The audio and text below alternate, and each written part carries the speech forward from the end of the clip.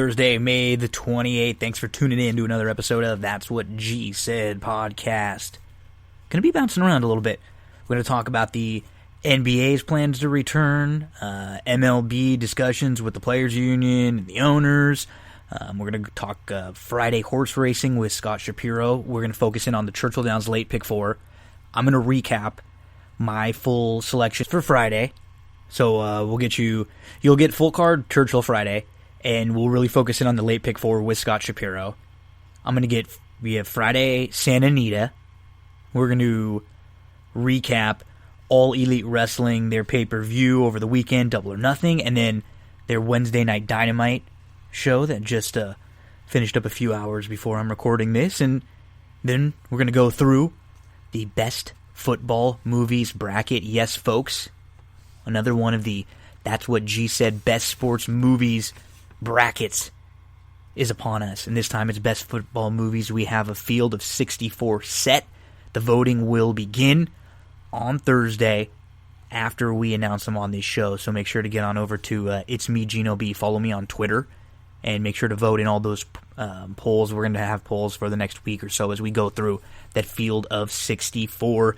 And we'll talk a little bit about the sponsors of this show. Don't forget about Sarah Candles. If you want a candle, go to sarahcandles.com and use that promo code Gino for 10%. And Cindy Carava, full service realtor, Cindy Carava. So let's get right into the NBA. Lots of different rumors out there talking about how the NBA is planning to get back and what are some of the different options when they can return to play. So let's just quickly go through some of the most recent news. This was early on Wednesday. This is an article from ESPN from Ramona Shelburne and Woj, Momo and Woj. NBA and the NBA Players Association are progressing on a plan that would allow for a limited number of family members to join players for the season's resumption inside an Orlando, Florida bubble environment. So they're talking about the Walt Disney World Resort as a place to get this season started again, and there are many different options of what they're thinking about. This is a good sign for players because in the discussions with a lot of the sports returning, a lot of the issues for some of the players are they do not want to return in situations where they're going to have to be away from their family for months at a time. And so something like this in Orlando where family members would be able to come in, that would alleviate at least that part of the problem. So it says that once the initial wave of teams are eliminated, people with and the bubble decreases, then the family members can come in.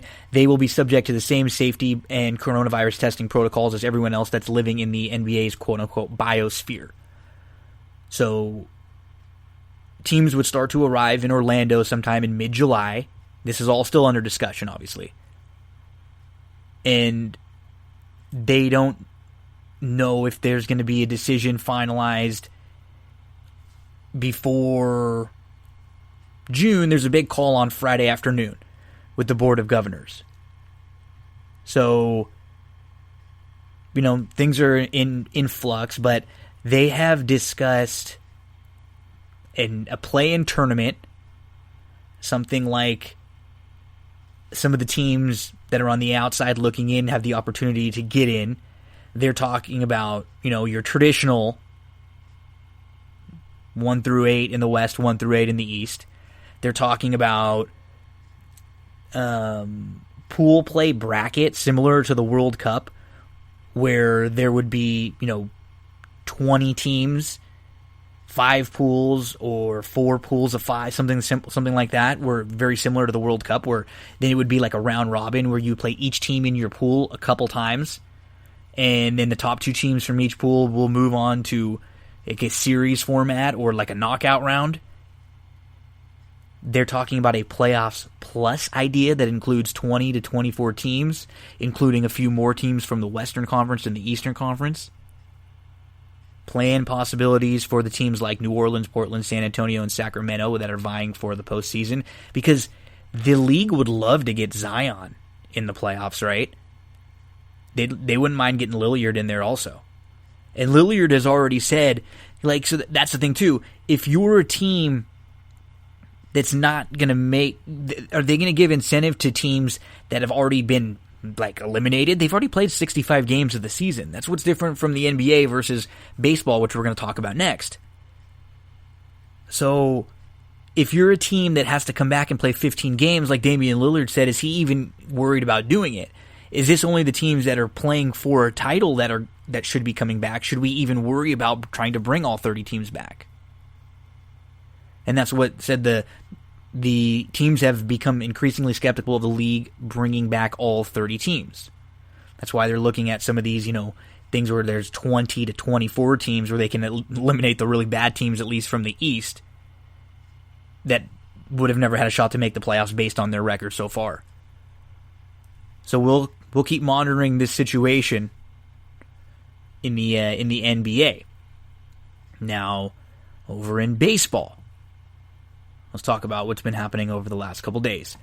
So let's go through. This is a Jeff Passan article. Really good stuff from Jeff Passan on ESPN. Really good stuff from the guys on The Athletic too. If you want to follow along with what's happening in baseball.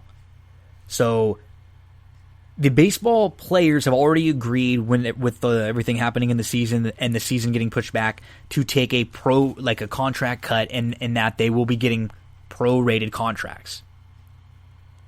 Now, the owners are asking for the players to take even more pay cuts, and this is not sitting well with the players. And so things are not really looking good right now in baseball. Some of the players are really not feeling confident. They seem to be far apart in different things. So this is what Jeff Passan says in his article. Major League Baseball drew the ire of the Players Union on Tuesday with an economic proposal called for a significant cut in salaries that would affect all players and particularly the game's highest paid. So, I mean, they're going to go back and forth on this, obviously. This is what happens in negotiations and in discussions like this. But the lowest paid players would receive close to a full share of their prorated salary. The game's stars would receive far less than expected. So, in the proposal from the owners, there was an 82-game schedule that would begin in early July after a 21-day spring training. Teams would play 3 exhibition games in the final week before starting a regular season that would finish on September the 27th. The Players Union, the Players Association is really, quote-unquote, extremely disappointed, and we're also far apart on health and safety protocols. They reject, this came out on Tuesday. So the league's proposal, which includes bonuses if postseason games are played, offers lower salary players a higher percentage of their expected wages and would give some of the biggest stars a fraction of their salaries. This is the formula that the league offered. Listen to this. So, a player's scheduled to make the league minimum, which is $563,000, and a prorated number based on 82 games, it would be $285,000. And they want them to take a 10% cut from that figure, giving them $256,000. So that's for the lowest paid players. They'd be taking that 10% pay cut. And then it breaks down from there. The highest paid players, the ones that would be making $20 million a year, they're only going to be getting paid 20% of what their contract would be. And then it trickles down from there. Those who would be making around $10 million, they're going to be making 30%. Those would be making between $5 and $10 million, they make 40%, and then so up. So those that would be making that league minimum, they end up getting about 72% of their money after the prorated and then after the next discount. So they use the example of Mike Trout, who is the best player in baseball, has been for a while, and he was planning to make $37 million, or he was scheduled to make $37 million plus this year. On the prorated, which they agreed to, he would be down to $19 million. On this new deal, he would be making $5.7 million. That's, I mean, when you look at it like that, and I know all of us, right, we'd love to be making $5.7 million. The problem is we're not Mike Trout. Think about it like that. We don't sell the jerseys, we don't sell tickets, we don't have the talent. There's a reason why some of these players make that much money, and that's because they're that good. And honestly, I know a lot of the kind of average fan out there, we see that, we roll our eyes because they make so much more money than everybody else, but we have to think about TV, selling jerseys, getting people to pay attention. I mean, there's someone like a Michael Jordan or like a LeBron. They if in an open market, think about it, it's not really an open market. They could be and should be worth $100 million a year to their teams. Some of the biggest stars. So this is not great for baseball. There would be a lot of bonuses, $200 million in playoff bonuses, $25 million for the completion of the division series, $50 million for the league championship, $125 million for the World Series. A significant amount of the postseason bonuses would go to higher paid players. So the higher paid players would be able to make up some of the money when they get deeper into the year. But this was not something that was received very well. Marcus Strobin says tweeted the season is not looking promising. Keeping the mind and body ready regardless. Time to dive into some life after baseball projects. Hope everyone is staying safe and healthy. Brighter times remain ahead. And Brett Anderson said, interesting strategy of making the best, most marketable players potentially look like the bad guys. So in the March deal, the league agreed to pay $170 million to players regardless of whether there is a season. This now just kind of getting on to the more recent news. This was very recently from Jeff Passan, just within about an hour of when I'm recording the show. MLB Players Association expects to counter MLB's economic proposal by the end of a week with a plan that includes more than 100 games and a guarantee of full prorated salaries for the 2020 season.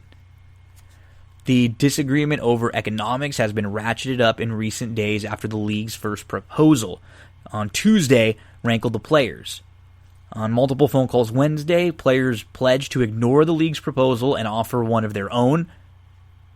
Washington Nationals ace Max Scherzer is one of the 8 players on the MLBPA's executive subcommittee, and he tweeted on Wednesday, after discussing the later developments with the rest of the players, there's no reason to engage with MLB in any further compensation reductions.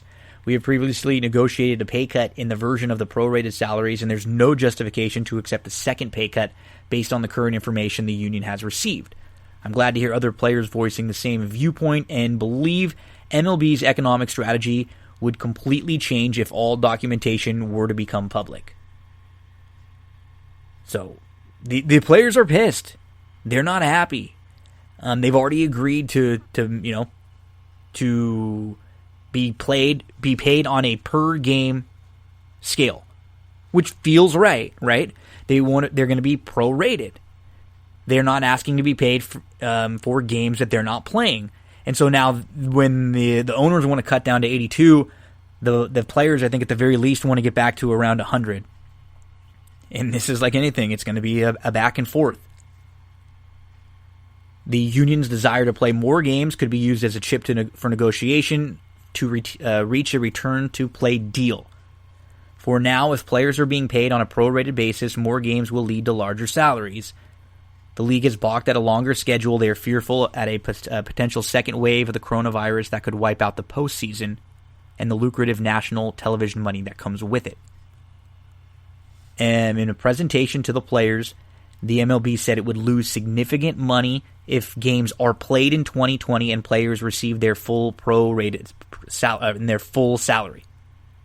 The union has held firm that the agreement on March 27th between the parties ensures that the players their prorated share, while the league believes that language in the agreement calls for a good faith negotiation in the event that games are played in empty stadiums. So that language was tricky. We spoke about it when it came out, and this doesn't seem like it's close. It seems like they're going to be going back and forth for a little while. And so the MLB has proposed playing games front of no fans starting the first week in July, though that timeline could be pushed back if labor discussions stretch, and they need a spring training 2.0 to start in mid-June.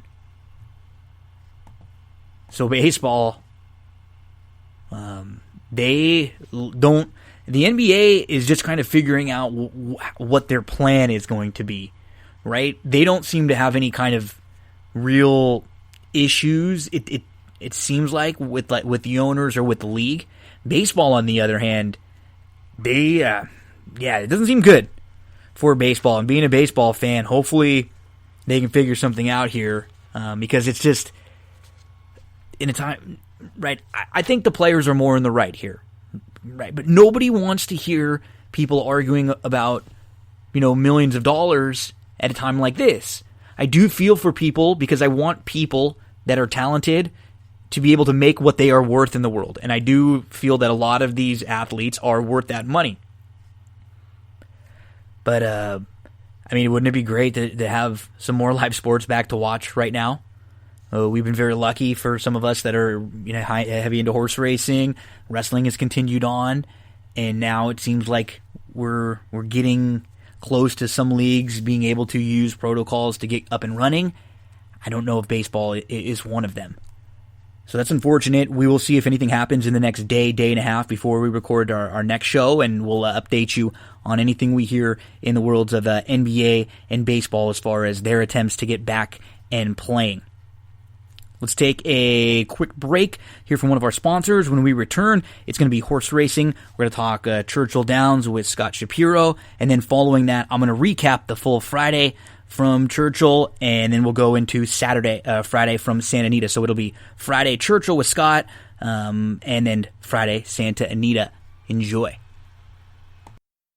Just wanted to remind you about one of the sponsors of That's What G Said podcast, Sarah Candle Company. Visit sarahcandles.com, CERA-candles.com. Use the promo code GINO for 10% off of your entire purchase. These are all-natural soy wax candles. They burn longer. They are better for you than the candles out there that have that traditional paraffin wax. I know the people from this company personally. I've grown up with them my whole life. They love candles, and the goal was to have an affordable candle that everyone can enjoy. Use that promo code GINO. My favorite is Fresh Roses. The Fresh Roses scent is awesome. If you're a horse racing fan, they got Del Mar in there. You ever want to know what Del Mar smells like, but you couldn't make it out there? Order your candle right now from Sarah Candle Company. The website, CERA-candles.com. SarahCandles.com. Promo code GINO for 10% off your purchase. Well, racing is now back in full swing at some of the major racetracks around the country. One of them is Churchill Downs, and we're very happy to bring back our good friend, a frequent guest on That's What G Said, the Mike Abadir Show. Anything that I'm going to be talking, there's going to be Scott Shapiro on there talking sometimes. He's a good buddy that I love to talk races with. Very sharp handicapper. You see him Bet America, Twin Spires. You see him on the Churchill Downs track feed over there doing a great job with Ed DeRosa and Joe Christofek. And we're very happy to have him on with us to talk some Friday racing. And I'm actually going to take a little advantage of you, Scott, because while we have you, we're going to double dip. I'm going to even talk a little Saturday stakes races with you too. So how you doing, buddy? Doing good, man. It's great to be to have racing back at Churchill and in general at most places, with a couple others on tap soon. And it's been kind of it's a little weird to be up at that huge building where we jam well over 100,000 people into it a couple days during the year, where it's empty. But it's been nice and easy to get around, and really have been proud of the product about a quarter of the way through. Very challenging, full fields, and high quality. Yeah, you guys are doing a good job. One thing that you did too is throughout all of this, when a lot of the racetracks were not really running, Ed does a great job. He focuses on Fawn or whatever racetrack's running. He's going to put something out. You guys are going to put it out on the bet share over there. Joe was doing a great job. You guys are doing a really good job with just videos and lots of other stuff that was online, making it easy for the fans and just kind of, sharing your opinion. I think you guys all did a really good job over the last couple months getting the product out there. And then following along with you for the last few weeks since Churchill's been back and running, it seems like it's been kind of like mixed emotions. Your handicapping has been damn good. It's been excellent. You've been picking a ton of winners, a ton of good priced winners, but I've seen a few times you've been unlucky, not able to close out a couple of the big ones that you've been alive to. I think, what was it, last week there was one you were live for like over $6,000, and you just kind of got not a great trip in the last race with the favorite. It was kind of like in between. You didn't really go to the lead. You didn't take back, kind of just got hooked. So great handicapping, but it feels like the big one is coming soon for you. I hope so. That was one where I was alive to the 3-5 favorite and the horse. I can't really make excuses. I thought the horse just ran kind of poor. Yeah, I know what you're saying, but there was 2 times this meet already where I've been alive to like more than half the field. I'm not a big all guy, so if I have more than half the field, that usually means I feel covered, Yeah. And felt great in that final leg and have been beat. And those really sting, Yeah. When you get to that final leg and you get to your single, well, you're still really looking for that most important opinion to be right. So, kind of feel like it's okay to get beat. But when you get to those spread races and you get through the races where your strongest opinions are and you fail, those are the ones that I struggle with, especially when there's significant payouts at the end. And man, the racing is really difficult, which we love as horse players. That's what we want. We want big fields right now.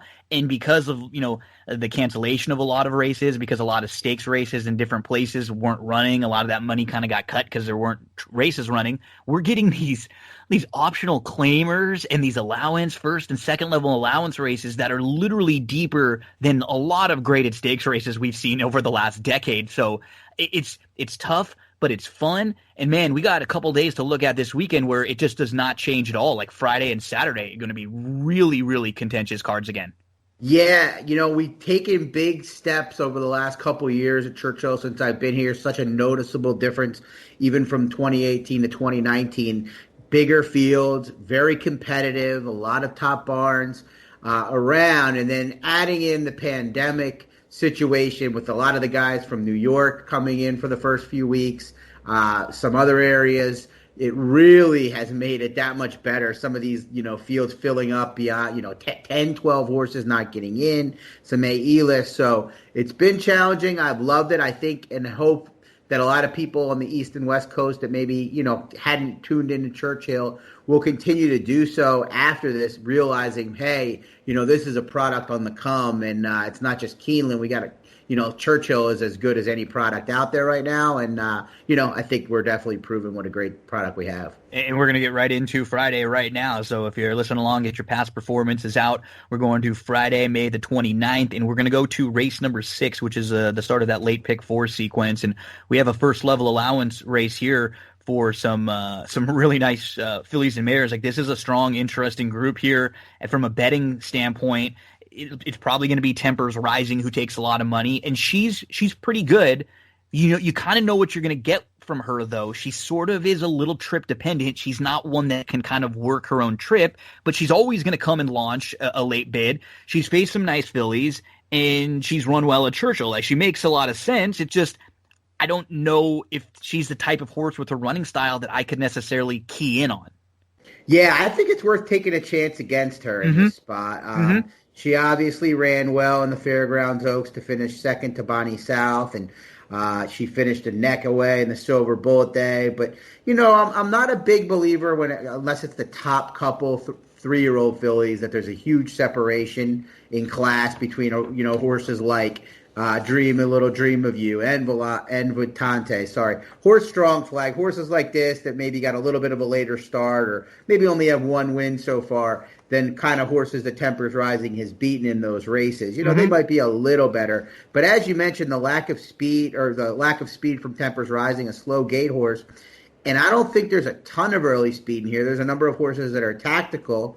But I think if she's going to be a 5-2, like the morning line suggests, that she's worth taking a chance against in the first leg. Yeah, you mentioned there's not a ton of speed in here, and I kind of feel the same way that you do in this race. To me, this is going to be one of the races where I'm going to spread out a little bit in the late pick four, and even from a little bit of a flyer on some of your deeper tickets, I thought the one could maybe get a little sneaky on the lead. There's just not a ton of horses that I'm going to expect that are going to go. I think there's a lot of horses that'll probably 3 or 4 that might end up pressing in here. I could see like Dream a Little Dream, could see and Curlin-esque and Vuitton, even Cherokee Maiden all being kind of close up, but not necessarily wanting to be right on the lead. And the one could sneak away and at least maybe hold on for a share underneath. But some of the other horses in here that you already mentioned, it feels like after Temper's Rising, I guess if you're going to start with her and figure, am I going to use her, go against her, what am I going to do? Then there's like another tier that it feels like, and that second tier is kind of Dream a Little Dream of You, Strong Flag, and Vutante. So of those three, who do you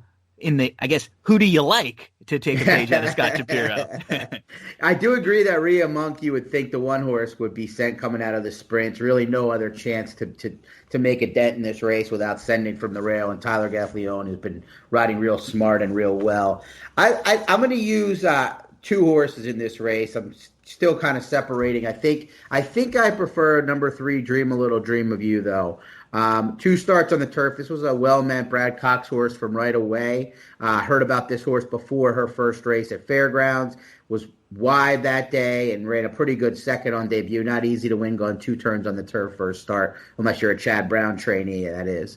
And then the second start really showed what I expected to see from this horse. Not sure what she beat in there. Well respected. The second place horse came back and just ran okay at Churchill already this meet. And then I think you can make an excuse for the April 10th race where she was wide most of the way. And the winner of that race, Piece of My Heart, came back to win the Gardenia, which was a stakes race at Oaklawn. So it was a pretty strong race. Strong Flag, who was in this race as well, finished second, but kind of picked up the pieces when Dream a Little Dream of You tried to win the race.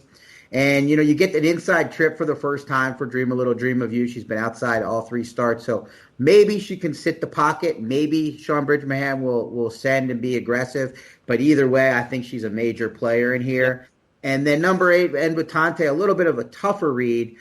She had that one really strong race where in terms of Brisnet speed rating, she ran by far the best of any of these in that race, 100, and ran off the screen on April 2nd. Beating Token and Assume. Token was a little bit headstrong and a horse that's really struggled to relax for Bill Mott. But then I'm not really sure why he tried the turf with her in the Honey Rider. But, and McPeak off to a slow start, 0 for 6, hasn't hit the board yet. So that's, I think if she runs her A race, she beats this group. I think there's a chance. I'm more confident that Dream a Little Dream of You runs her race. But in terms of a pick 4, I'm going to just use the both of them. And I think with Invutante, the outside draw I think might help her a little bit more than being down on the inside, because she's not one that she doesn't need the lead, but right. she went. I think when she broke her maiden, she was super impressive. I think Davis was just like, I'm on the best horse in here. I'm just gonna go. I'm gonna just ride her like she's the best and put her on the lead, because there was a pretty quick horse named Assume that day that she actually got in front of. Because I remember her playing Assume, thinking Assume might be able to sneak away in that field, and she was just like, nah, I got you today. She buried her. Yeah, no, thank you. And then you're right. It was weird kind of going back to the turf off of that big win. But yeah, I can't leave her out of tickets. And Dream a Little Dream of You, I think, is absolutely the one for me. That's like the major player in here, and the one that I'm going to be using on all exotics. And then I guess let's just mention Strong Flag a little bit.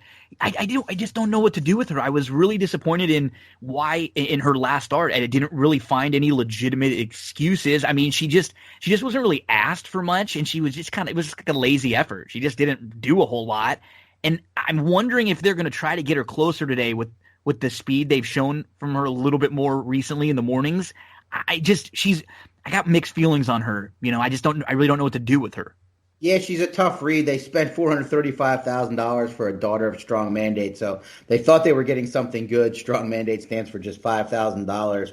And you mentioned maybe trying to get a little closer, which is possible because there's not a ton of speed or a lot of like real speed. And the maiden win, although it was in the mud, was when she sat second. So it'll be interesting because she's kind of in between a couple horses that could show speed. So Ricardo will have to be aggressive, which he's definitely capable of. Mixed emotion. She would kind of be my third horse if I needed to. And maybe Kurlanesque is a long shot just worth mentioning, and mainly because Cherie DeVoe has started out so hot at the meet now. Both those wins came on opening day over an off-going, but big price, won over this racetrack. Probably a horse I'm not going to use because of just the way that my structuring is going to work out, but just thought she's worth mentioning. Yeah, and she could, I'm not a fit. She just hasn't run a whole lot lately, which I don't love. She had the layoff and then been off another couple months now after that. But There's not a ton of speed, and she could definitely be sent, fresh and be one of them. Like I'm assuming, the 1 or the 7, as from like a long shot perspective, is going to be sent, and those are horses that you could definitely use, at least if you're not wanting to use them in the pick 4 or pick 5s, like at least in the bottom of some of your exotics if you're playing, exactas, tries, supers, because somebody could get brave in here and hang around for a while.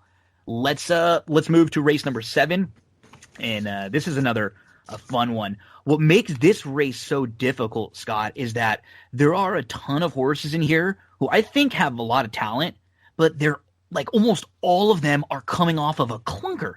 Almost the whole field. There's only like 2 or 3 horses that ran well. One of them is Troubling Moon, and the problem is we haven't seen him since, the end of November of last year, and everybody else in here, for the most part, has a little more recency. So that's what made this race a really interesting one to handicap.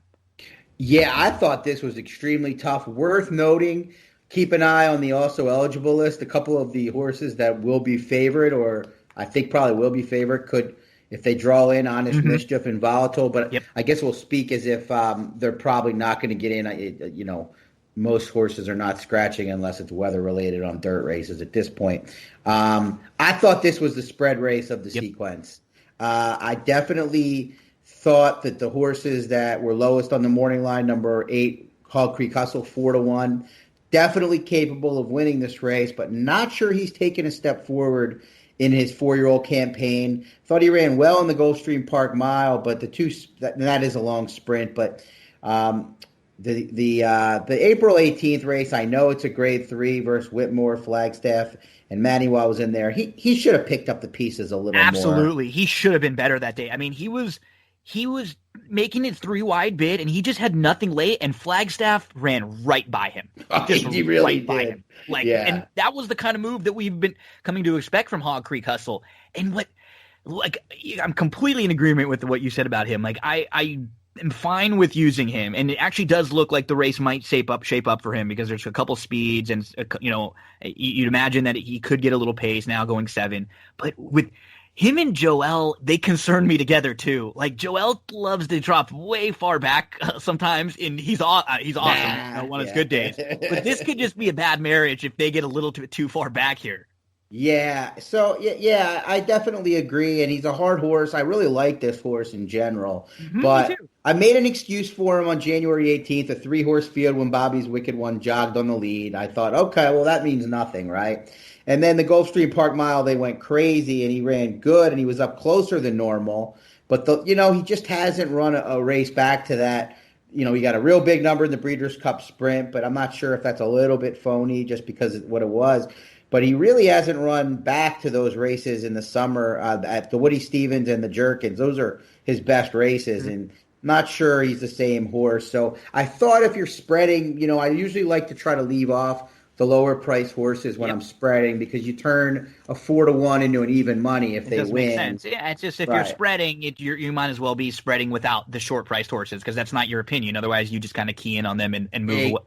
Exactly, a very important part of strategy. And there's going to be times where you wish you would have used those logicals, but long term, you're going to profit or save money on the times when you lose. So, number 5, Troubling Moon, has been very impressive when racing, but very odd. I mean, I'm sure there's a reason, but the fact that he was off after the win when he's been lightly raced, I'm not sure what to make of it. And then it looks, he's coming in off of just 2 4-furlong works at Keeneland. This has a look of a prep for me. Yeah, 7 furlongs too off the bench. I think he's probably a little bit better going a little bit longer. This might not be an easy spot, but this is a good, like the 7 furlong or 6.5 races are good races to come back and prep because you can take a lot out of them. Exactly. And Maniwa, 0 for 2 at 7 furlongs.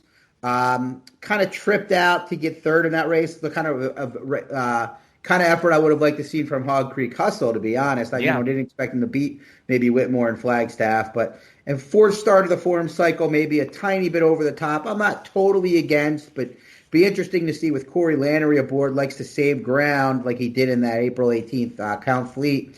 Not sure what kind of trip he'll get. So those are the ones, if the AEs don't draw in, that are the lowest on the morning line. None of them totally scare me. And then you have the two speed, rare form. Churchill Downs Racing Club owns this horse. He only knows one way to go. He's going to go from the rail. And Early Mischief only knows one way to go. He's going to go from the outside in the second start. So there's a good chance they hook up. And you got Aiden in there too, right next door to Rare Form, who's, probably going to be really close to them too. He just went sub 22 last time out.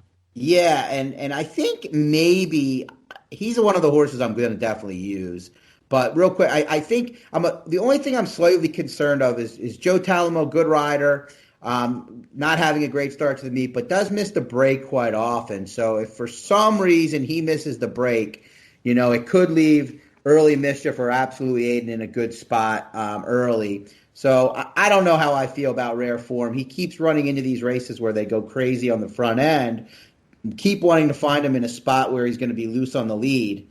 But this definitely doesn't look like that spot. I don't think, and from the rail too is not going to be easy too, being down inside. I kind of agree with you. So it feels like as we start eliminating horses, I think we might kind of end up on a couple of the same ones. The two for me that I'm really looking at and hoping that they bounce back a little bit are the 3 and the 4, Boulder and Baracho.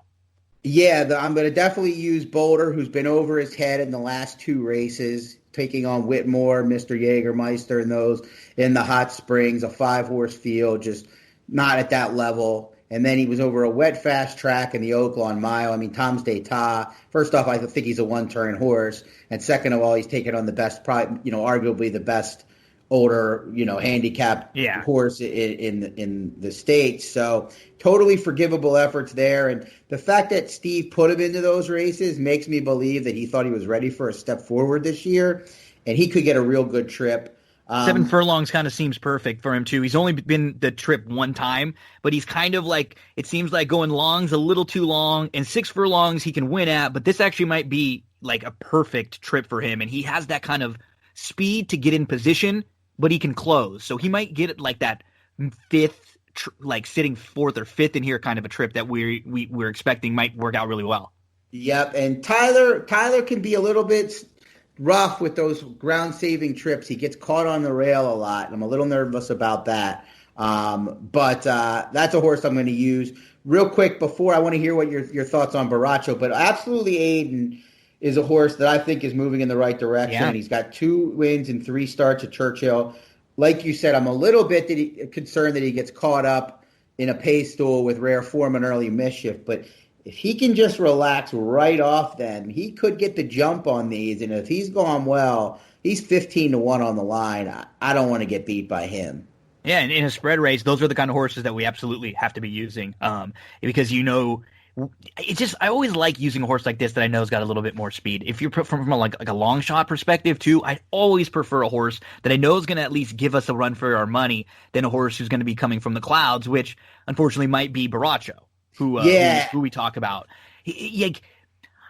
I just don't know what, I'm willing to give him a shot in here because I think the race shapes up, and I'm okay with making excuses for his last 2. I guess, I'm the Jerkins, fine with making an excuse for that one, right? We haven't seen him. The last one, but the last one was the one that I had a tough time with more.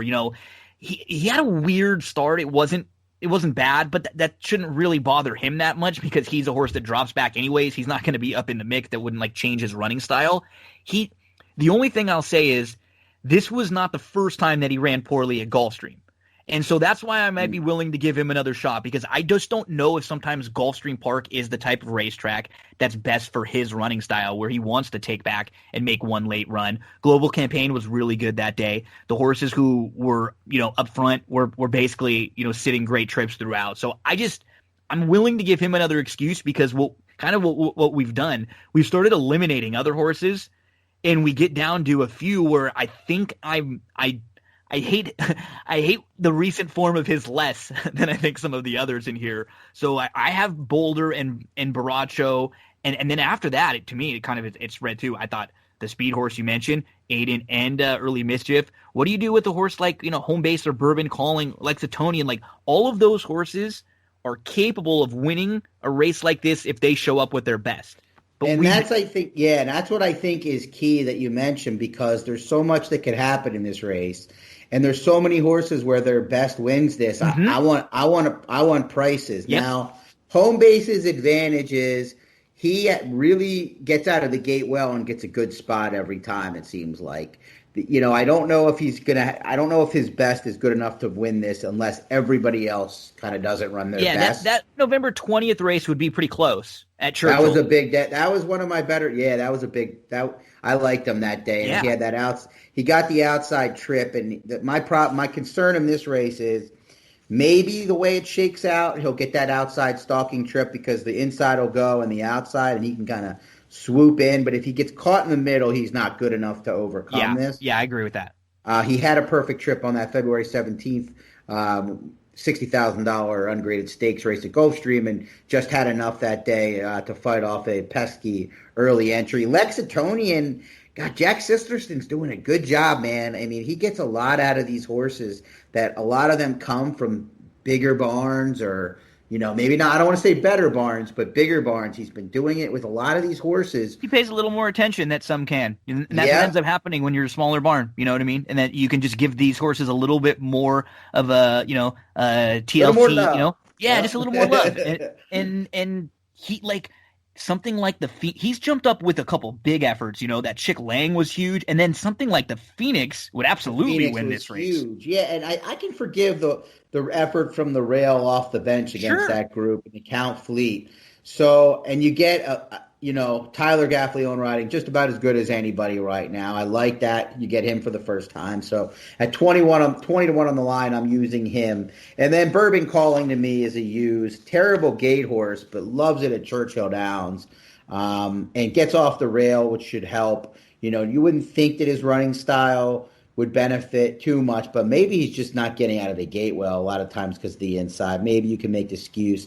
The March 28th race was wrong. The top three horses were all prominently placed in all that the way race. around. Yep. Yeah, so I'm not going to get beat by him rolling from the back. So a number of horses in here that are going to be good to great prices, and I'm really hoping to bust things open. Yeah, I think we mentioned a lot of the key ones there too. I'm probably willing to give Manuel a little bit more love than you were, and maybe it'll be because he's a little bit more of a price. I do worry about the outside trip, but he maybe can just kind of fall into a race. And I guess one of the positives about him is maybe he threw in his clunker 2 starts ago and he's rounding back into form, because it just handicapping this race was crazy because you're trying to make excuses for mostly everyone's poor last race or so, and so many of these can come back to life and show up with a big performance. I think you also mentioned a key point. If there are any scratches, make sure to check that AE list, because, any of the three, even the Honest Mischief, Arthur's Hope, Volatile, KJ's Nobility is not probably as good as some of these, but that's a sharp one that even, if you got in, could maybe use underneath. So some live horses on the also eligibles list if they get in that 7th race. As we move to race number 8, and then we got a 5 furlong turf sprint allowance race here, which again, you're looking at a ton of horses who have not run in quite some time, at least some of the major contenders, just from looking at the morning line. When you talk about Totally Boss, hasn't run in a while, Bulletin hasn't run in a while, Leinster hasn't run in a while, Extravagant Kid even a few months. Those are the horses that are going to take probably the bulk of the action. So where do you start in this race? Well, I think like all races, and even more so in these turf sprints, you got to kind of look at with how much speed or the pace that's signed on before you do too much else. And for this kind of race, there's not a ton of early zip. So what I would probably do is try to eliminate horses that are going to come from way out of it. We're going to be in lane 2 on the turf course on Thursday and Friday, so speed is a little bit tougher, saving the inside of that course for Saturday's turf race, the big race we'll talk about a little later. So there's some horses in here that I respect, but that are going to come from well out of it that maybe I'm willing to leave off or put maybe as more of a backup. I think that Well Abled will be on the lead for Larry Ravelli, but it's a step.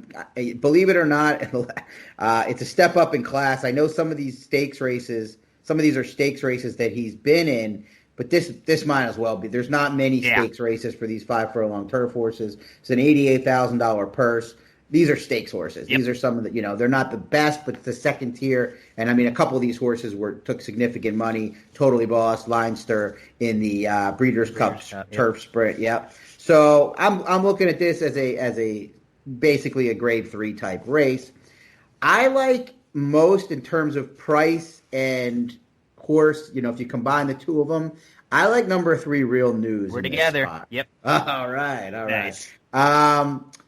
Showed some talent, got off to a good start, obviously, to the career. Then they tried stretching out a couple times, ran respectable. Then they tried the dirt, and we're talking about 2019, and didn't work out, but only lost by less than 2 lengths. Really has not run a bad race. Never, no. But then they gave the turf sprint a chance, back to the turf sprint after the break, and ran a real good race to win on December 12th, and then ran another good race along with Fast Boat, who's on the AE list in here. I think that Colby Hernandez is going to get the pocket trip or potentially can angle out and get, stalk. Either way, should be sitting second or third in this race. And is a horse that has a little bit of recency, not a ton. I mean, it's late January, but I'm not that concerned, Gino. I'm not sure about you in terms of layoffs with any of these horses. Because, 5.5 furlongs, turf sprint. You want to be fit, but I think less than maybe some other races. How do you Absolutely agree. Because and for the most part, most of these horses are pretty well versed. They're kind of veteran horses. They know this trip. They know this like turf sprint. So this is not like something new for the majority of the contenders in here. I think he's just going to sit the great trip, right? Like he's going to be maybe right behind Bulletin and Well Abroad. We'll see what ends up happening with Bulletin, what the plan with him is. And he sat just off. He was really nice. He was 3 deep. He made a 4 wide move at the top of the lane. He was really confidently handled in a well-measured win there at Sam Houston. And what I like too, when you talk about like just winning off of a layoff, he actually won a turf sprint in December off of a layoff very similar to this from June to December. So he actually has fired fresh before in a similar stance, and he won his debut. So we know that he can fire fresh. We've seen him do it multiple times. I think he's a great, great fit in here. I might end up playing one late pick 4 where I actually single him in this spot and spread out around, because I just think this is the type of horse I like to single, even if he gets cut down to 5-1, which he very well could be. This could be a race where there's a bunch of 4 or 5-1 shots, right? It kind of looks like that on paper. He's a great single in terms of being contrarian. I think this will either be a spread race, and for those that aren't spreading, he's not going to be a single. So you already, if he wins, you separate yourself from spread tickets by being lighter and giving yourself either more coverage or using less money, or people that single him are going to be few and far between. So I really like that. Let's mention a couple of the other contenders in here. So we have Totally Boss and Leinster. They kind of feel a little similar on paper. They both come out of the Breeders' Cup. They didn't really fire that day. Leinster was kind of mid-pack in between. Totally Boss just had a lot of trouble. Was unlucky from the rail. Never had a shot from that trip. So with them, I kind of have Totally Boss, Leinster, and Extravagant Kid in kind of the next tier. With them, any of them that you love, don't love, uses, not uses? I am, Totally Boss and Leinster are kind of these horses that find themselves, they start their career doing other things, and then they find their trip. As you mentioned, these veteran horses know this trip, and they're almost robotic. They're very hard for me to not want to use, except for the fact they'll be shorter prices than Real News. I think Extravagant Kid might be on the downside of his career. He's a 7-year-old. He's won 13 races.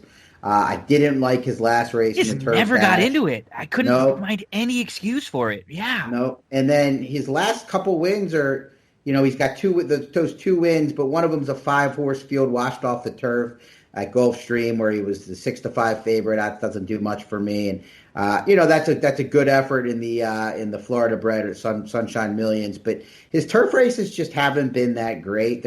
He won at Colonial, but I don't know. And it's one of those deals where Joel, again, we love Joel, but is he gonna be too patient with this horse, or is he gonna time it, or does he even fit this horse well? Who needs to kind of be a little into closer, the race? Maybe, yeah. So I think I'm willing. He's a 7-2 second choice. I think I'm going to be willing to let Extravagant Kid beat me, unless maybe I'm playing an aggressive single in one of the other legs. So there's one horse I want to mention, and if there's anyone else, feel free afterwards. If you're going to spread out a little bit, and so if I play one ticket where I single Real News, I'll come back and I'll play another ticket where I use a couple other horses in this race. And one of them that I am going to use is Wilbo. And the main reason being, when you look back at his turf races, he's been on the turf 5 times, not a whole ton. And they were like a long time ago earlier on in his career. And a couple of the efforts weren't bad. But what I like about him, he is one of the few horses in this race that has some semblance of recency. If everybody in here is maybe just a little short, or most of these horses are, they had different plans, or this is kind of step 1 for them going longer, he's the type of horse who just could end up being a little bit fitter right now than anybody else. I think at least in underneath in some of your exotics, because he could kind of fall into it too, maybe from off the pace a bit. So a price to use underneath. But for me, this is all about Real News. I think I like him a lot. He's going to be like one of my major keys. Anyone else you like in here to mention? Well, Wilbo's a super cool horse. Chris Hartman, a good horseman for those that don't know him. And this horse has won 13 times. And I guess the one thing worth noting is he tried to get him on the turf twice towards the end of 2019. Mm-hmm. And or either that or he was hoping for wash-offs, but he entered them in those races. So it's not as if he hasn't tried to get him on the turf. I did think it was a weird spot, but he ran really well last time to win that race at Oaklawn, where I didn't really like him. I guess you got to at least, you mentioned Bulletin quickly. These horses that are good at 2 and early in 3 and then tail off generally are horses I don't like, but you got to at least give a little bit of respect. Steve Asmussen first time, and Ricardo, and like you said, he could be amongst those prominently placed. Yeah, we just wonder, is he the same horse? And if he gets loose, you'll probably be nervous if you didn't use him on your tickets if he's got a length or 2 lead, turning for home. But I'm probably okay with letting him beat me in here. He's still kind of got that name.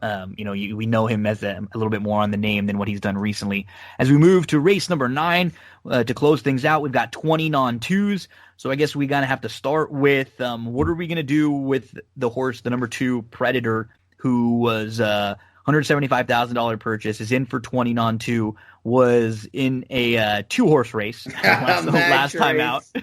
Was in a match race and finished second. Was just never really had a shot in that race after, and was kind of a little slow, and then was always like up against it. But if he shows up with a good effort, he's obviously got speed and probably good enough to beat a group like this. But 7 furlongs it's a little bit long. Is he going to be on the lead? There might be a little other speed in here. Like he doesn't seem to me like at least anyone that would be like a standout cinch late single. Is he for you? No, I can't get excited about this horse. No. It seems weird.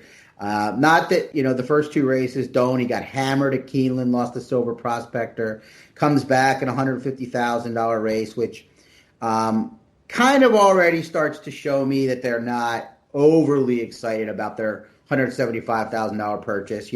Probably not going to get claimed, but kind of trying to, the big purses, the special weight purses, they don't think he's good enough to win that, so they kind of come with that to get the maiden broken. Then we don't see him, and he got embarrassed in that race. It's hard to make an excuse. Yeah. And now he shows up for 20. He might have got his heart ripped out that day, A.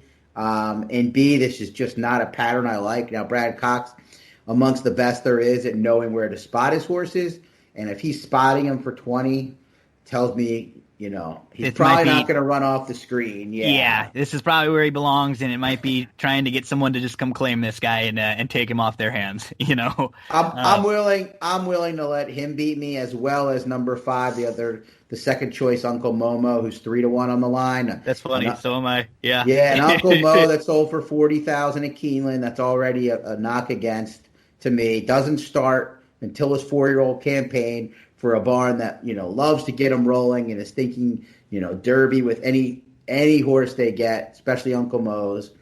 He wins that first start at Fairgrounds for Special Weight Company. You would think they would be excited. And what do? They enter him for a tag, So, right away. Yep. Yeah, and he runs terribly in that race. Hidden Ruler, Box of Chocolates, Market King, those are okay horses, but he lost. When I say okay, they're okay like that. He loses by 20 lengths that day. Now he's in for 20. not a good pattern there either. So I think this is another race in the sequence that could be ripe for a price. Yeah, for me, I think the 3 horses that I'm going to be using are the 8, 9, and 10.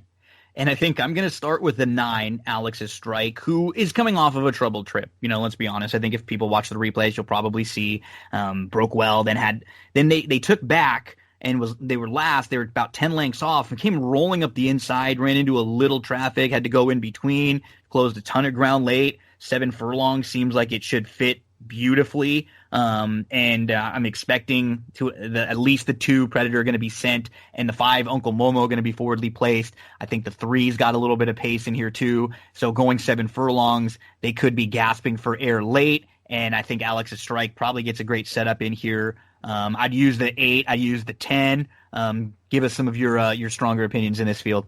Well, I definitely like the 9, Alex's Strike, most amongst those 3 horses. He wins that race if he doesn't get stopped. It was another one of those examples of Tyler kind of getting stuck on the rail that I was speaking of before. Mm-hmm. But he beats that field, I think, if he doesn't get stopped. And the other 2 races before it, a little less exciting. But this horse can finish, and if they're staggering home at 7, which is a big difference than 6, he certainly could be the one picking him up. Irish Spirit, probably a defensive use for me. I don't love the fact that his lone win came on a loose lead going slow at 2 turns and really hasn't, until last time at Will Rogers, run well otherwise or that well. But he's going to get a pretty good trip in here, and if he can relax, he probably can kind of time it right, and Diodoro's off to a good start.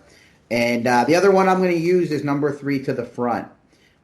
This horse debuted for 20 for Hartman and Lannery, back to them, and didn't really do all that much running, but they protect him at Will Rogers, and I thought he ran well in that race. It was a good ride by Ken Tohill, but he pulled away late. And to note in there, the runner-up, Baptism, came back to win by 8.5 lengths, and the third-place finisher, Our Vision, was 6-5, is now 0 for 4, but has 4 kind of races that are solid. So it's probably sometimes coming in from other tracks, special weights to this spot wouldn't be a drop, but I think this is a drop, but I think it's a realistic spot. They only spent $8,500, and I kind of think that Corey Lannery could get a pocket trip here, which would be advantageous. Yeah, if Predator sends, if Uncle Momo sends, you can maybe save all the ground right on the inside. That's fine with me at a nice price in here too. So yeah, I think we both have the exact same approach in that we don't love Predator, we don't love Uncle Momo. I mean, I'll enjoy playing. They're going to be 5-2 shots and 3-1 shots down the road that I think you and I like a little bit better. So we won't mind if they end up beating us in this 9th and final. Man, this is, I kind of handicapped them individually before we spoke. I mean, if we hit this. I love the sequence. If we hit this, it could pay huge. Even more than Saturday, I love it because it just feels like vulnerable favorites. And we saw a lot of vulnerable favorites last weekend end up winning. So maybe this is the weekend where some of these, the trend's gonna even out a little bit. There were like every horse that was worth playing against last weekend. They were really talented, but they all came back and ran huge. So this weekend, maybe that'll be our approach again in a Good Friday card. So, Scott, we're going to take a little pause because now we're going to head on over and we're going to talk a little bit of Saturday. But don't go anywhere, folks. And a big thank you to Scott for talking about that late pick 4. It's a fun sequence. So I'm going to roll through some of the plays earlier on the Friday card. And I won't spend a whole ton of time on the late part because we got into it a lot there. But I will have Scott on. I did record our conversation with Scott on the 2 Saturday stakes races for Churchill Downs, so I'm going to play that on the next episode when we cover the Saturday racing from Churchill and the Saturday racing from Santa Anita. So it was cool. I really appreciate Scott giving me a little extra of his time. We were able to talk some Friday and some Saturday racing and get a little ahead of things. Let's go to Churchill. Get your past performances out. I'm sure they're already out because we've been talking, but we're going to go back to race number 1 a little bit. Let's go a little earlier in the card.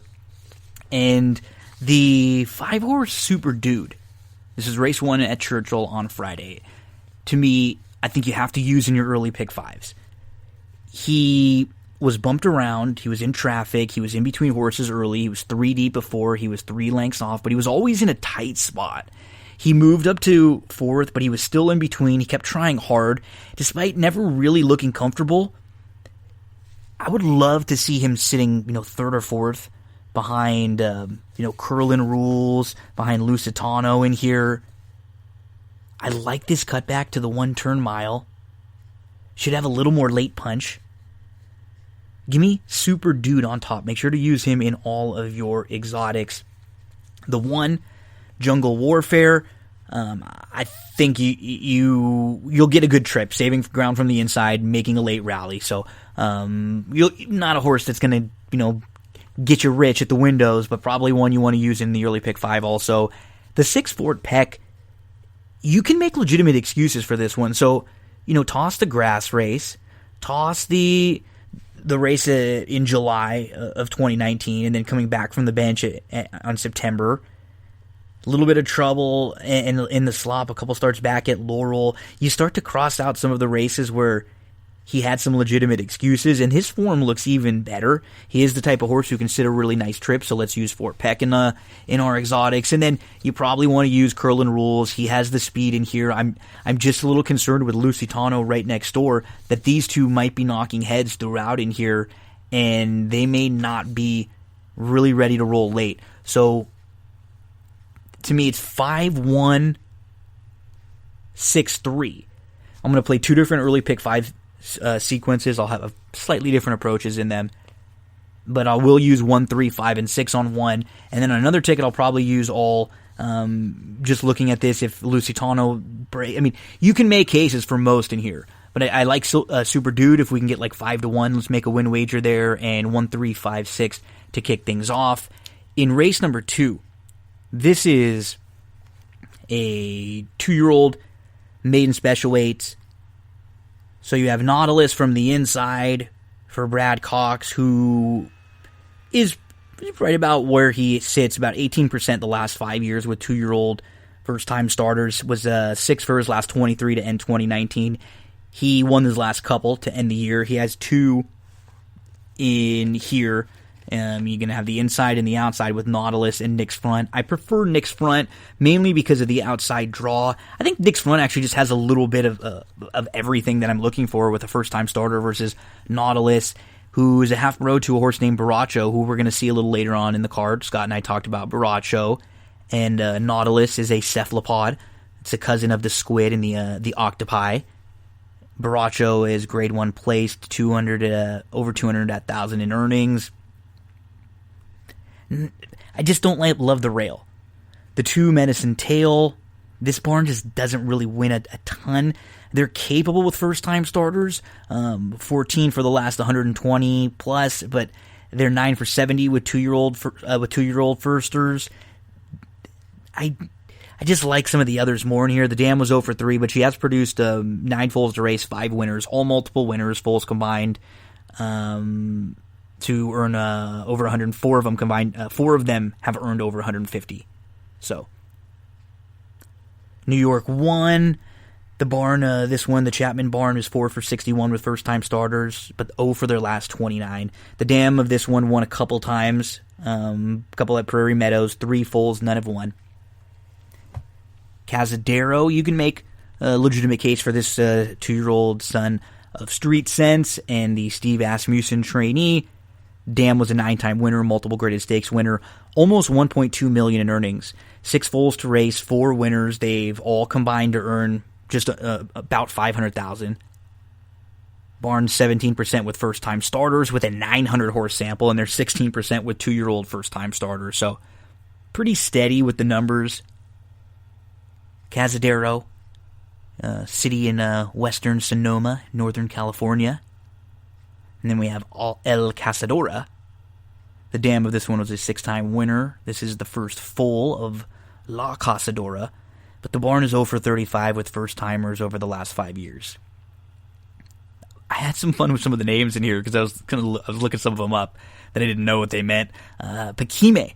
About Pakime, I remember this one, the prehistoric archaeological site in the Mongol civilization. It was one of the biggest, earliest settlements in Mexico and the western United States.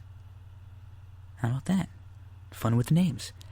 Still think this one looks like a long shot. You don't see 50-1 on the morning line all too much, and you have a couple of them back-to-back. The Dam didn't win, 4 fulls to race, 3 winners. One of them won at 2, and the barn is 0 for 3 with first-timers over the last 5 years. Our commish, another one who seems to be in tough. The Dam of this one did win 6 times. This is her first full, and the barn just has not shown a lot of success. They're 0 for 21 with first-time starters over the last 5 years. Orb of the Borough. Dam was just 1 for 15, but produced 6 fulls to race. All of them have won. 5 multiple winners. 4 have earned over 100,000. One of them won at 2. This barn isn't known for being good with first-time starters. They're just 1 for 18 the last 5 years. I think this horse has a shot. Orb of the Borough. I like the fact that Garcia takes the call in here. Throw him in on your early pick 5s. The 9 Dower, Dam unraced, first full, no firsters in the DRF database for this barn the last 5 years. Just not enough information to really go off in here. And then the Tyson Fury fans are out with the Gypsy King. Very live for Wesley Ward. The Dam was a 3-time winner, earned $105,000. All 3 wins, though, were going long. And the fulls that she produced are just a combined 2 for 32. Not a monster pedigree here. The barn has been burning a lot of money on the win end with first-time starters lately. They're running okay. They're just not winning. With the last 12 first-time starters, 2 wins, 6 seconds, and 2 thirds, and then a 4th and a 7th. They're just, remember, they take so much money that you got to win at a better clip than that to keep a positive ROI when you're going to be getting bet a whole ton. But you'd imagine he's going to be tough in here at the Gypsy King. Smooth Music is a son of McLean's Music. The Dam was a 9-time winner, $125,000 in earnings. The lone full to race is 0 for 2. Just 1 starter, first-time starter for a barn, and it was a first-timer. And they ran 7th at Turfway. So not a ton to go off with Smooth Music. But I do think there's a lot to like about Nick's front. The Dam was a 5-time winner, earned $300,000, was stakes placed. 3 fulls, 2 of them are multiple winners, earned a combined $200,000 plus. So you have a strong, steady tab with fast workouts. You have a solid pedigree. You have a capable first out barn. You put them all together, to me, that's Nick's front in here. I've got the 12 on top of the 8, Orb of the Borough, of the 10, Gypsy King, of the 4, Cazadero, then the 1, Nautilus. I would use the 8 and the 12 as the top tier, and then 1, 4, 8, 10, 12 on some other tickets as we move to race number 3. And I think there's a top tier for me of the 5 and the 9. The 9, Guska Moan Shoes. He didn't run poorly in any of his 3 starts at Oaklawn this year. And in his most recent start, he settled inside. He was like 5th or 6th. And he had to take back a little bit. Things got tight. He shuffled. He lost ground. He came on again. He was no match for the top 2. But he was a fine 3rd that day. Clear-cut 3rd. I think he gets the trip. You get a slight drop in class. This is a good spot for Guska Mon Shoes to sit off the pace just a bit. At the number 5, Flight Time, first time gelding. He was last seen at Sam Houston on March the 4th, and he was pressing in the 2-path just off the leader. He put that one away, and he drew off. It was a nice W. And he's run well previously at Churchill against $7,500 claimers. This is a great spot for him. He should be in the mix throughout. So I have the 9 and the 5 as the top tier. Below them, I have the 7, Can't Say No, for a barn who has been really good with limited numbers. And he has enough speed to stay close, but he can also pass horses. I'm actually hoping he sits off the pace just a little bit. You'll probably get some speed from the inside with Old Timers Day. You'll probably get a little speed with Proven Warrior. You'll probably get a little bit of speed with Home View. Flight Time, I think, is going to be right there. Friday Night Star is going to be right there. So I'm hoping that a horse like Can't Say No might be able to sit off just a little bit like Guska Mon Shoes. It's kind of why I went to that one for the top play. feel like the trip will benefit Goose Gum shoes, and maybe a horse like Little Mateo, who's cutting back from the mile to 6 furlongs. I'm not sure if he really wants to sprint. He was claimed for 18. He's in for 5 today. He gets back to dirt where he's had a couple monster wins, but they were going long. Is he going to be able to get that kind of a trip where he just sits really close or just steals a race going 25 and change? Probably not. 9, 5, 7, 8. That's the way I've got him stacked up in race number 3 at Churchill. I'll use 9, 5 on one ticket. I'll use another ticket where I use the 7 and the 8 also. As we move to race number 4. And in the early exotics, this is going to be the pivotal key race for me because I'm singling the 2 Victory Element, who I think is going to get hit hard and bet quite a bit in here. To me, he looks like a horse who should be like 8 to 5, 9 to 5. This is a big drop down in class for him. Look at who he's faced in his last 3 starts. Town Champ is a horse who won 4 of 5 at Oaklawn. Then he came back on April the 10th. There were 2 next out winners that day. Dunf came back to win an optional claimer next out when he moved to a new barn, and he absolutely crushed. The 4th place finisher won a 16 on 3. Then he was behind Lionite, who won a $25,000 claimer next out, and the 5th place finisher, CZ Rocket, came back to win next out for 50. Those races are so much better than this race right here. Victory Element is going to stretch back out to a mile. He is the one to catch. He is the one to beat. He looks like he's the speed of the speed in here. He's the fastest. He's close to the rail. If he breaks well, he's going to be in a situation where he's going to have a couple lengths on the field, and if he's good enough, he should be able to steal this race and beat this group, no doubt about it. Who is the other early speed that's going to press him in here? I just don't see anyone who has the kind of legitimate sprint speed that he's shown. So the 2, Victory Element, will be our single and the real key to the early part of that Churchill Friday card for us as we get to race number 5 at Churchill. Another situation where I don't think there's a ton of speed, on paper at least. You have a couple horses who will probably want to be close. I don't think River Finn will be too far out of it. I don't think Mishko will be too far out of it. But Self-Taught, to me, feels by far the fastest in here. Now, it's going to be first time on the turf. But the dam and their sibs never tried the grass, so you can't take a whole lot from that. This guy was right on the pace with Wells Bayou. You can excuse the races in the slop, too, that he didn't finish well. 2 starts back, he's behind Gold Street, who got really good and got really sharp and went on to win a stakes race following that stakes win at Fairgrounds. He could be very tough to run down if he takes to the grass. His main pace opposition is probably River Finn, and I think Self-Taught is faster. Let's use the 2 in all of your exotics. We'll put him on top. We'll make a win wager if we can get, anything over like 5, 6 to 1. The 4, Mishko.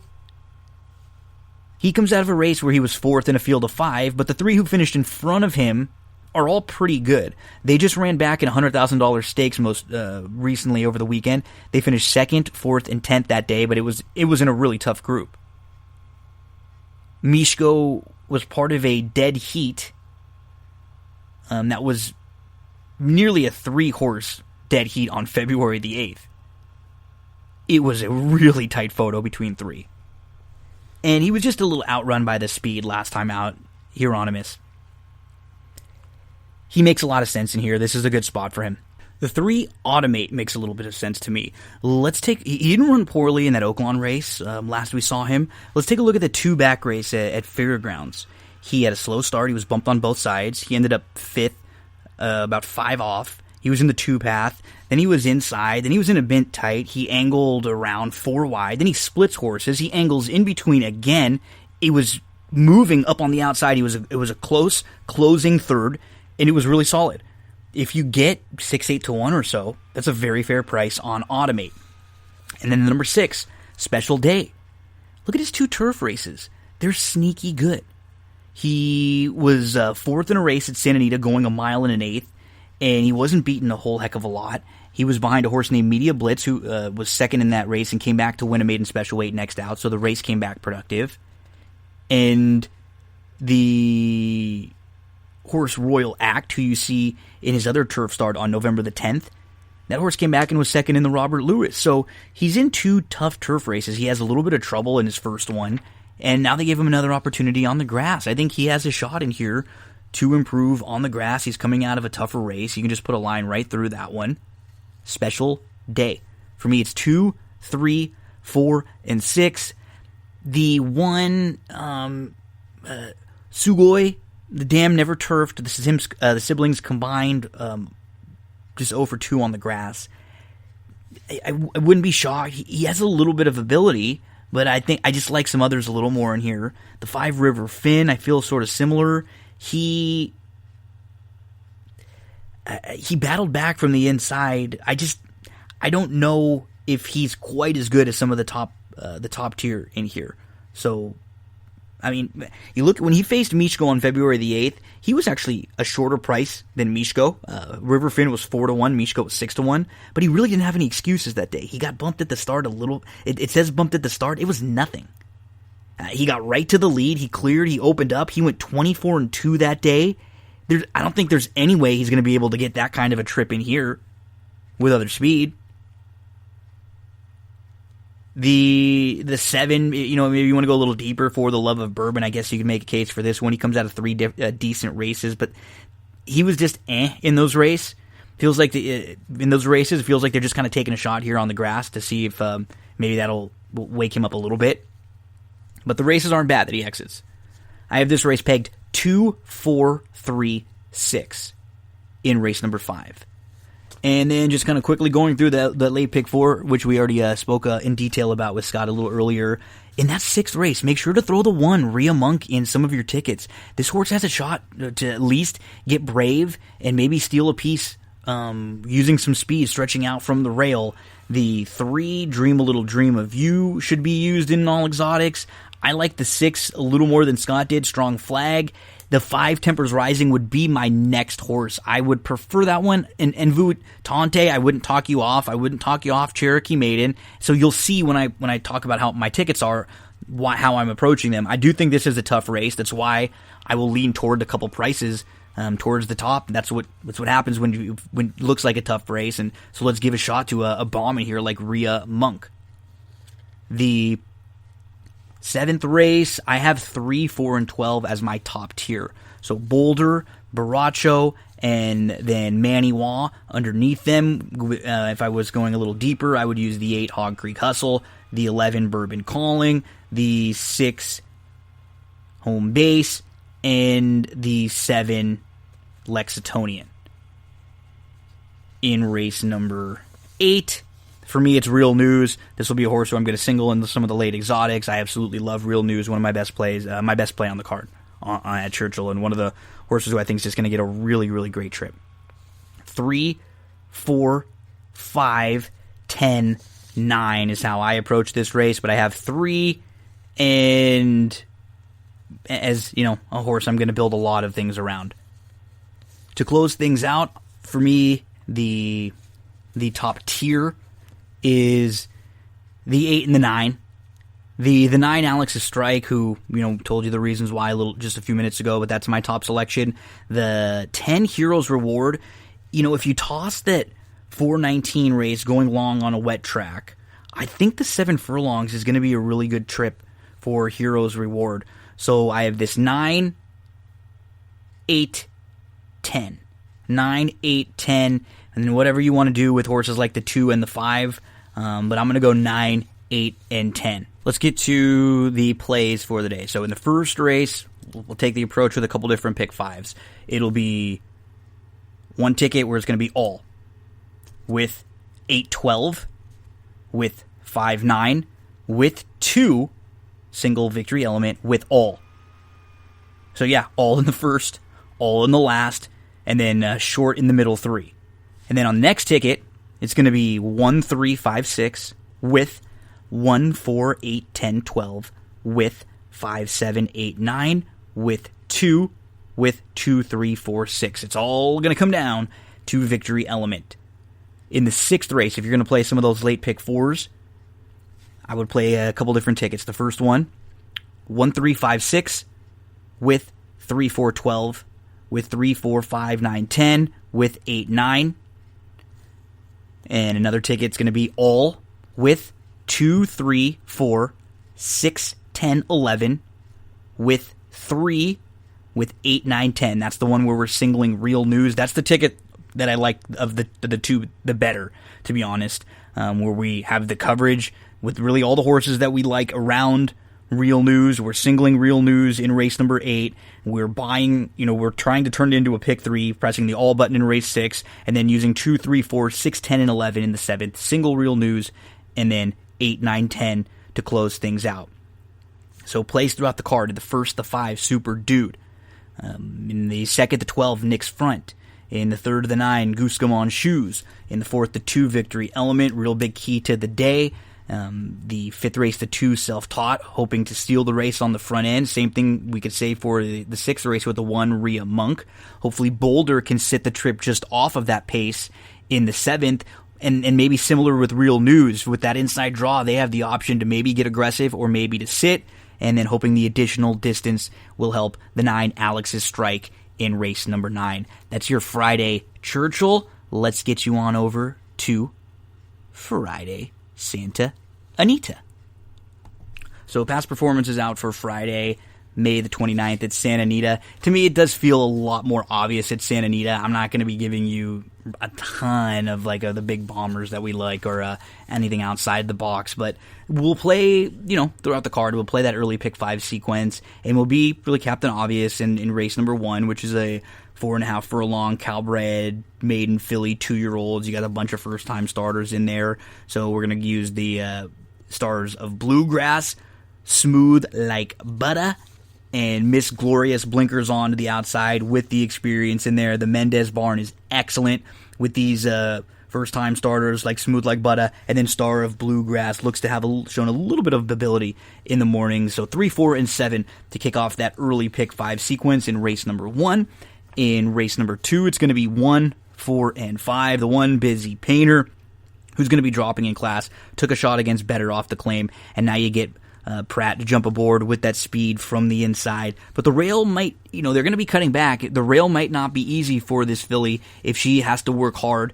There are others in here to include, like She's a Factor, who's been in really nice form in the last couple, and on that turn back has the ability to sit and could have a little bit of a punch late pressing. And Uno Troublemaker, I think the same thing. This one's really, really quick and won't make it that easy on Busy Painter. So going 5.5 furlongs in here, kind of race that, you wonder who's going to get the trip. I really wouldn't even talk you off a horse like Swirling, who, with the same type of trip that she sat last time, she wins, but when you see Maldonado, you generally don't think someone who's going to be taking back off the pace. You think more speed. So this will be a fun race as far as what's this pace going to be like. There could be, they could just be going really, really fast early. I think that She's a Factor should be able to sit the best trip in here. So, for me, in this one, it's 4, 1, 5. And then the single will come in race number 3. That's going to be Bella Chica. She does not have to be as far back as she was last time out. She had a slow start, and then it took a few strides for her to get going. And at that point, she's last. She's on the inside. She ends up staying inside, and she's rolling late. She just missed second. And now she gets off the rail. She moves more towards the outside. I think that's going to give her the opportunity to show some options, to have those options with her style. She's shown the ability to be right on the lead, and now we know she can come from way out of it, seeing what she's done last time out, and then a couple starts back when she was like a little more mid-pack. So a very versatile filly. To me, this feels like her race to lose with that draw, and I'm going to be singling the 7 in race number 3. We move to race number 4 in here, and with the blinkers on, I think KP Whirlwind from the inside, getting some class relief, has some legitimate trouble in her poor performances. Super Bunny, this is like a Bill Spart special, right? When he would get horses off the claim like this, and she didn't run well first time, but when you freshen him up and he comes back, he's always been really good in spots like this. The 5 Billy K, you put a line through the last start and 2 back. There was nothing wrong with that ever. That would make her super competitive in here. And then Boonesboro Beauty was beaten just a neck against the 12-5 non-twos back in February. She was the beaten favorite in a similar spot a couple times, so she's the measuring stick for this field. In race number 5, it's going to be 4 horses to close out that early pick 5 sequence. For me, the 1, Munnings Plot, who should be sitting really close, stretching out. The 4, Rail Spitter, who looks like the one to catch in here. Then Fengari is going to be really tough. Fengari ran very well coming off a layoff from January of 2018 to February of 2020. We're talking a 2+ year layoff. And was only beaten a couple lengths and had every right to be a little tired and need that race. He should step forward with that race under his belt, and then a couple months now working since then. And then Fantastic Day. You have a first time gelding who debuted in the Baffert barn and now is going to be trying the grass for the first time for a barn who's actually been warming up quite a bit as of late. So we're going to use the 1, 4, 6, and 7. That early pick 5 is going to go 3, 4, 7 with 1, 4, 5. Single to 7 in race 3 with the 1, 2, 5, 6 with the 1, 4, 6, and 7. Moving to race number 6, Curvaceous is a horse who I'd give a shot right back, showed a little speed, and you get a little bit of relief. Although going from the Calbred maiden 50s to a spot like this, open maiden 25, is more of a lateral move, but I think she's one you want to include and should be in the mix early at the very least. Caught in a trap, putting 2 starts together now, might have needed the last one, and a repeat of that debut race when behind next out winning Doritos Lemon would make this filly very tough. And then the first time starter, Big Passion for this just looks like a prime spot for a first-time starter. Nobody scares the heck out of you in here. 2, 3, 4. In race number 7, I'm going to single the deuce, Bella Vita, who got her prep race out of the way on May the 16th. And I just like the fact that she seems a little bit more versatile and she has a little more sit in her than some of the others. And if you look at, Simon Callahan having 2 in here, I would not imagine that Bella Vita and Lighthouse end up going at each other early on, but I can see Lofty and Lighthouse and Mean Sophia going at each other early on. Maybe even a horse like Custom for Carl from the rail having to use some speed to get position. I hope Bella Vita can sit off, which I'm expecting her to do in here. She should get a great trip, making her second start off a short little break and coming out of the Evening Jewel. That was not an easy spot. Lofty was able to finish second against Open Company last time out, but that Evening Jewel was not a soft spot either for Bella Vita. The 2 will be our single in the late exotics, and then we'll just press the all button in race number 8, and hopefully we can get through with Bella Vita's single, and then be sitting back, kicking back, and rooting for the price.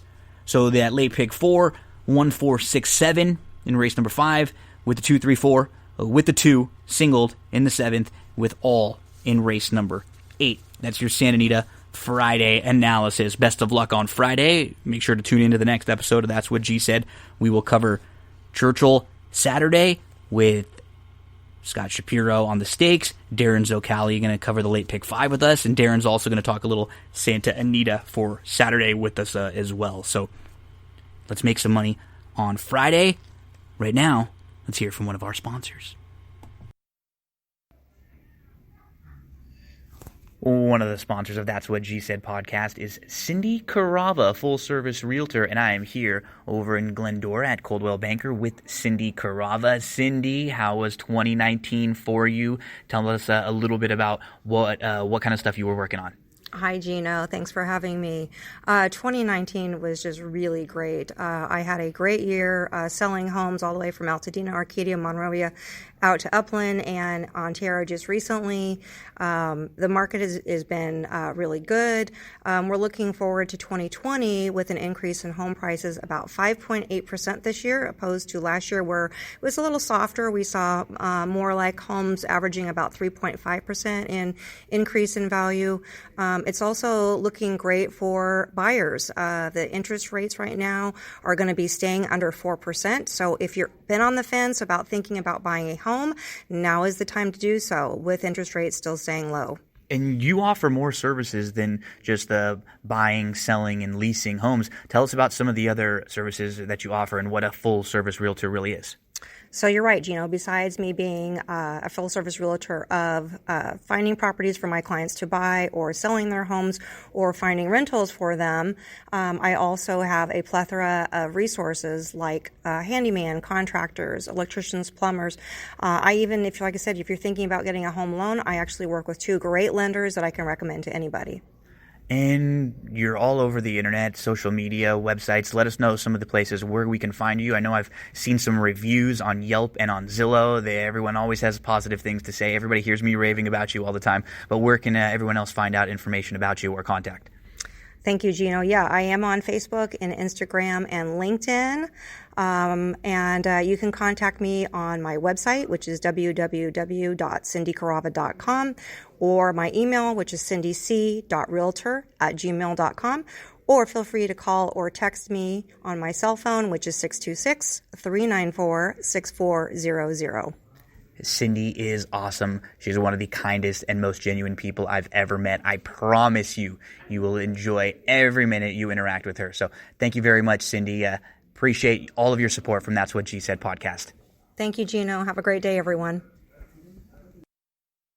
A big week for AEW, All Elite Wrestling. On Saturday night, they had the pay-per-view Double or Nothing, which I thought was pretty good. Let's do a quick run through of that, and we'll hit up what happened on Wednesday night. Dynamite also. So on the pre-show, it was the Best Friends versus the Private Party. And they said winner of the match will become the number 1 contenders for the AEW World Tag Team Championship. They had a number 1 contenders match on Wednesday, and it was funny because Sexy Chucky T actually tweeted about this, and it said, "I thought we were the number 1 contenders." So we'll see what ends up happening there as they ended up winning the Best Friends, and they are supposed to be number 1 contenders, but now we have 2 versions of the number 1 contenders. First match on the actual show was the Casino Ladder match where the winner receives a future World Championship match. It was Darby Allin versus Colt Cabana versus Orange Cassidy versus Joey Janela, who was filling in for Phoenix, who was hurt, versus Scorpio Sky versus Kip Sabian versus Kazarian versus Luchasaurus, and the surprise entrant, Brian Cage, who ends up winning the match. He enters with Taz, and so he is the man who will be taking on Jon Moxley for the AEW Championship at Fyter Fest. Brian Cage is your new number 1 contender for the title. Following this, we had, in my opinion, the match that stole the show. It was MJF versus Jungle Boy. This match was awesome. It was back and forth. They have great chemistry. It was just a match that I thought was going to be filler, and it absolutely stole the show, in my opinion. Go check this match out if you didn't get a chance to see it. And it looks like they're trying to start to get behind Jungle Boy a little bit. We know MJF has a great future, and he's going to be in the main event picture, I think, for a long time to come. We saw Cody with Arn Anderson versus Lance Archer with Jake the Snake. This was with Mike Tyson involved with the TNT Championship. Just a little bit of a scuffle with Jake, but nothing really with Tyson getting too involved. We actually see him end up getting involved on Wednesday night. This was a good match. I felt like it didn't quite get to the next level, but I don't have any knocks. Cody wins via pinfall. He is the AEW TNT Championship and AEW TNT champion, and Tyson celebrated with him in the ring. We then got an injury update on Britt Baker. Britt Baker was not in the match that she was supposed to be against Chris Statlander, so Penelope Ford was able to fill in. Statlander gets the win there, and this match was good. It was not bad for a match that was just kind of a late. They needed to fill in because of an injury. Statlander with the win. We then had kind of a weird segment where Dustin Rhodes basically squashed Shawn Spears here, rips off his coat, rips off his shirt, and he's like down to his skivvies. He's got Tully Blanchard's face on his crotch and on his boxers. And Dustin just crushes him. They announce All Out will take place on September the 5th. We had the women's championship match. New champion Hikaru Shida defeated Nyla Rose. You could kind of tell they were starting to go this way, and it's unfortunate because Britt Baker was looking like she was kind of being built up to be the next contender, and we find out that she's injured and she's going to be gone until September. So Shida gets the win. She's the AEW Women's World Champ. We then had Jon Moxley versus Brody Lee for the world title, and this was a back and forth fight. I loved everything about the match except for the finish. I saw a lot of people saying it's not a big deal. I don't think that Brody Lee looked weak in this match, but I don't like the fact that he lost, which as we've seen already, is going to sort of eliminate him from the main event picture because now Brian Cage has already jumped into that number one contender spot. We heard MJF kind of talking about how come he hasn't been getting opportunities for a title. So we'll see how they follow up with this. He didn't even get pinned or submit. It was via referee stoppage that the referee stopped the match when Moxley had a submission hold on in a chokeout. This was a fun match. Not a whole lot of bad throughout the evening. And then we had that main event. This was the Stadium Stampede match, and this was awesome. It was the Elite, Kenny Omega with Paige, the Young Bucks, and Matt Hardy versus the Inner Circle, Jericho, Jake Hager, Sammy Guevara, Santana, and Ortiz. This match was taped at TIA Field Bank. They had a ring in the middle of the field. It was Falls Count Anywhere all over the stadium. They went all throughout the stadium, all around in the stands. They were in a pool. This was hilarious. This was fun. It was a little goofy at times, but I loved it. It was different. You got to see some incredible funny spots from Matt Hardy. There was a moment where the Young Bucks were on the field, jumped off the goalpost. Another moment where they were in the pool, and it's the pool of reincarnation. Every time Matt Hardy goes under the water, he comes up as a different version of Matt Hardy, which was hilarious. They're in the bar drinking, and Paige is just doing some incredible stuff off the bar. They're all over the football field. We saw Sammy Guevara getting run down by a horse and then by the golf cart again. This was just a spectacle, an absolute spectacle. We got a suplex spot all the way down the field, 100 yards down, just suplex after suplex after suplex. Seek this out and watch it if you have not. The Stadium Stampede. Now, the only knock I have on the pay-per-views is at $50, it's a little expensive, especially in this day and age when all of these streaming services offer you, for subscriptions, they give you the opportunity to watch their shows and their content for, $10, $12 a month. I think at $20, the pay-per-views would get a lot more people to buy. $50 is just a lot to ask for one 3.5 hour show. But this is good. The main event alone was worth it. And then we move on to Wednesday night on Dynamite. And backstage to start the show, Chris Jericho was talking to the Inner Circle. They were going to have a pep rally to get fired back up. They had to find a way to sell their Stadium Stampede Champions t-shirts. They have a full truck of shirts made that obviously are going to have to get rid of because they're inaccurate. We had, to start, Matt Hardy and the Young Bucks versus Joey Janela and Private Party. And then backstage, we saw Kenny Omega and Hangman Page. They're leaving because they got stuff to drink. Omega doesn't have a match, so they go to hang out and they drink their milk and their alcohol. Matt Hardy and the Bucks versus Joey Janela and the Private Party. The Bucks and Hardy win. This was really a vehicle to bring in FTR, formerly known as The Revival. And they make their debut, and they tease the match that many people have wanted for a while now. The Revival, no longer in WWE. They are in AEW, and it looks like they're going to be, at some point, getting into it with the Young Bucks, which should be awesome. But what ended up happening is, during the match, one of the Young Bucks went into the crowd and hit the Butcher and the Blade. So right after the match, Butcher and the Blade come in, and they attack the Young Bucks when FTR, the Revival, they come in their pickup truck and they actually save the Young Bucks. So they have a little stare off and then they leave the ring. We got a Brian Cage with Taz squash match, and Cage, Taz kind of gave his former catchphrase to Cage: "Beat him if you can, survive if he lets you." Britt Baker came out. She cut a promo. She discussed her. This was really good. She's gotten so good as a heel. She discussed her injury, but hopefully they're gonna give her segments and keep her on TV. It would be great to continue to build her character until she's able to come back at All Out on September the 5th. The AEW Women's World Champ Shida was basically in a squash match against Christy Janes. Shida gets the win via pinfall. We saw a little clip of Kenny Omega and Paige drinking milk and alcohol in their hotel room while they watched.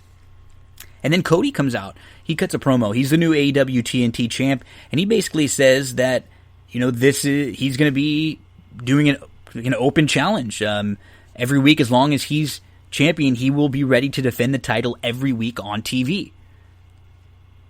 Good promo, and that could be really cool if we know every week we're going to get sort of an open challenge or Cody out there, a Cody match that they're going to probably try to build the show around with the TNT championship. That's something fun to look forward to each week. We got a tag match with Jimmy Havoc and Kip Sabian versus SCU, and they said winners get a tag team title match on next week's AEW Dynamite. So maybe the best friends, who are the number one contenders, get a shot at after this. It just seems weird. And winners were Sabian and Jimmy Havoc, so they're going to get the shot next week. MJF cut a fun promo. They are definitely teasing some problems between him and Wardlow. And then it was the Battle Royal. MJF had talked about how, he hasn't been beaten in a year, and he says, how come he's not getting any championship opportunities? Battle Royal time, and the winner of this Battle Royal gets a shot at the TNT Championship on next week's show. I love Battle Royals, even when they're just small ones like this. I'm a huge Royal Rumble fan. I always love the Battle Royal. And we were down to, 4? MJF, Wardlow, Cassidy, and Jungle Boy. And you figured MJF was kind of the favorite in that situation, and MJF was gone. They don't want to go to him and Cody, I think, too quickly. So MJF gets tossed. Wardlow gets tossed. MJF actually hit Wardlow and shook him up on accident. He swung and missed when he was trying to hit Jungle Boy. And so it was Jungle Boy, Orange Cassidy battling it out, and Jungle Boy gets the win. Sends Cassidy out to the floor with the Hurricane Rana. So Jungle Boy gets the AEW TNT Championship match against Cody next week. They should have a fun, 15-minute match or so. So we know next week we're going to get Cody versus Jungle Boy, and we're going to get Paige and Omega versus Jimmy Havoc and Kip Sabian. Jericho's also going to be in a match. This was the final segment. It was the pep rally for the Inner Circle. They had cheerleaders in the drum line. Vicky Guerrero introduced the Inner Circle. They all came out. They were giving each other gifts. Sammy, they talked about how they didn't win the match, but Sammy gave them all trophies, and they each got individual gifts. Timberland boots, Vicks Vapor Rub. He gave Jericho a Mark Anthony photo. Jericho gave Sammy a scooter since he's so banged up. It was funny. This was good. And Hager reads a poem to the group, and then he kind of starts to snap. And then Jericho said what he wants most is Mike Tyson's head on a platter. Because he said he hasn't forgotten what Tyson did to him back in 2020 on a Monday Night Raw when Tyson turned on him. He didn't say Raw, but he said back in 2010, back in 2020, what he did back in 2010 on a Monday night. And he said Jericho had said that Tyson turned on him that night, and ever since he's been wanting to get revenge.